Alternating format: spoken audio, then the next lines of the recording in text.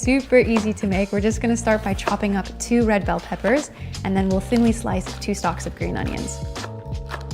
So there's only one more thing we need to prep before we start to assemble our wraps, and this is optional in case your local grocery store doesn't carry it or if you don't love it. But I'm just gonna be using about 175 grams of this vegan mince. It kind of resembles ground beef. And then what we're gonna do is we're gonna add in 2 tablespoons of a burrito spice mix. I also just got this from our local grocery store just to speed it up. But if you'd prefer to make your own burrito spice mix, we've got a recipe for it on the blog. So I'll leave that link for you in the description box below.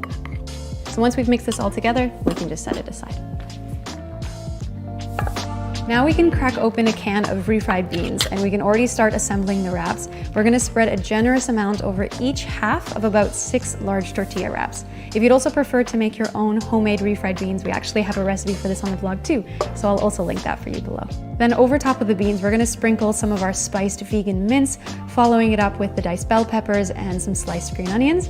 And then we're also gonna add some corn, some optional cilantro, some sliced black olives, and my favorite, pickled jalapenos. Then we can gently fold the sides of our wraps in, and then we're gonna roll it up and transfer this to a baking tray. Then all that's left is just to repeat this with the rest of our wraps.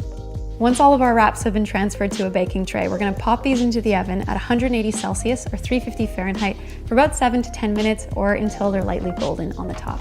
If they don't become golden in that time, you can always turn on the broil setting for a minute and that should do the trick.